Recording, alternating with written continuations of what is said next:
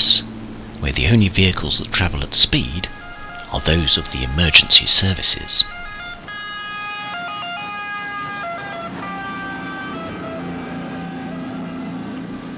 A much more sedate pace is observed by the gondola, almost exclusively used by tourists.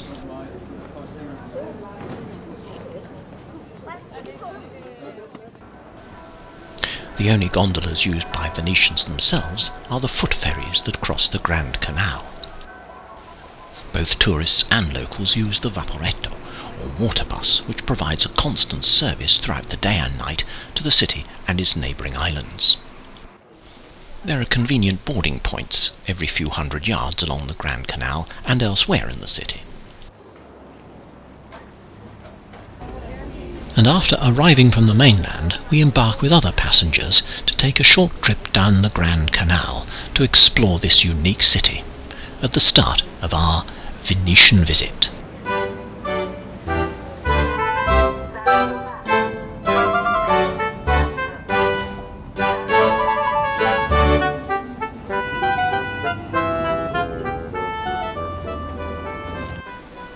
The complete absence of vehicles makes walking in Venice a more pleasurable experience without the noise and fumes of traffic, except of course for the occasional passing boat or barge.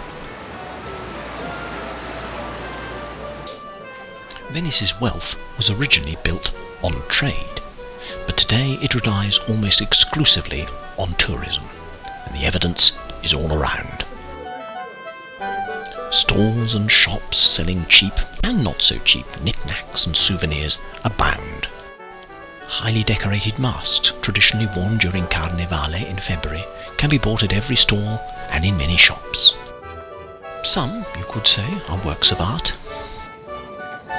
Others, perhaps, are less attractive. Venetian cuisine is not among the most highly prized in Italy, but there's plenty of it about, enjoyed by both tourists and locals alike. But the true flavour of Venice is less tangible, and can be best appreciated by a walk through some of its streets and alleyways. There are all sorts of sounds and sights. Who knows, we might even encounter a gondolier in traditional costume on his way to work, passing the time of day with a friend.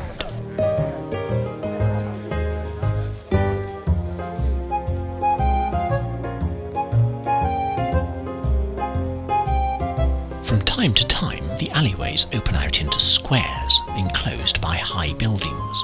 These are usually the backs of the grand houses that line the canals. The canals, of course, are everywhere. So are the gondolas and the gondoliers. This one seems to be waiting for his next passengers as a group of tourists make their way across a bridge on their way to the next stop on their itinerary. But Venice is not just a tourist venue, it's home to its many citizens, as this pet canary reminds us.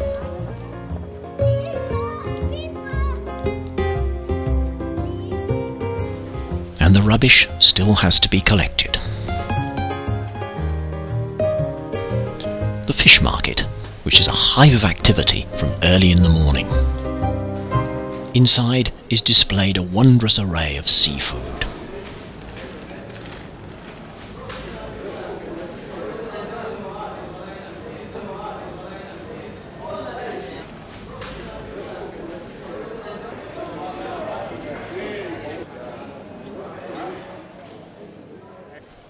And there are plenty of customers come to purchase ingredients for a meal later in the day. The market is conveniently located right next to the Grand Canal, and the produce can be unloaded directly beside the stalls. In addition to the fish, there's a wide range of fruit and vegetables available too.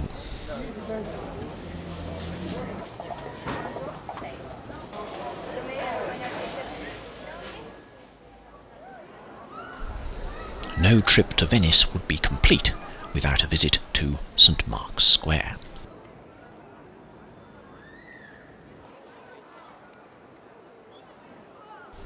The square is the most popular location in Venice and is always thronged with tourists.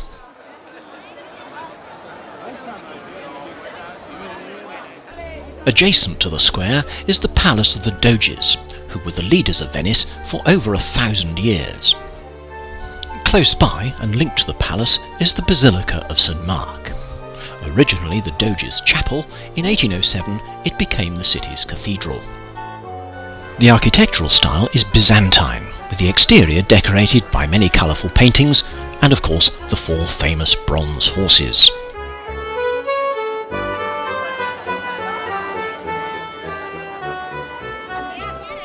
Overlooking the square and the basilica is the Campanile, or bell tower. This is actually a reconstruction of an earlier one which collapsed in 1902. As ever, the souvenir sellers seek to entice the tourists with their wares. But the tourists seem intent on other things.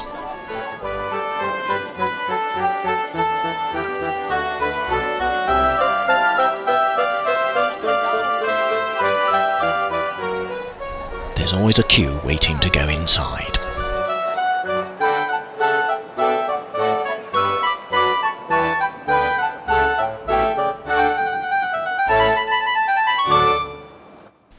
To complete the day, let's take another trip to see the sights along the Grand Canal.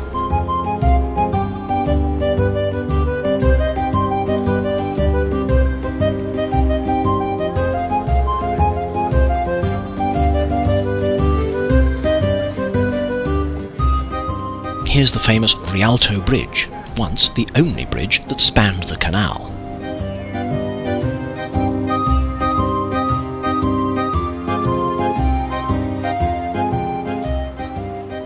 A traghetto, one of the foot ferries that the Venetian citizens used to cross the canal. It's traditional to stand.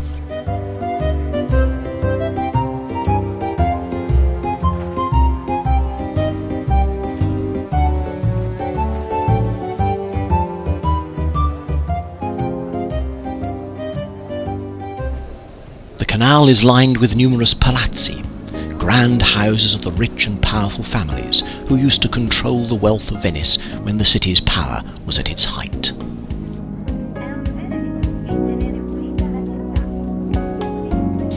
Today, of course, many of them are occupied by shops and restaurants.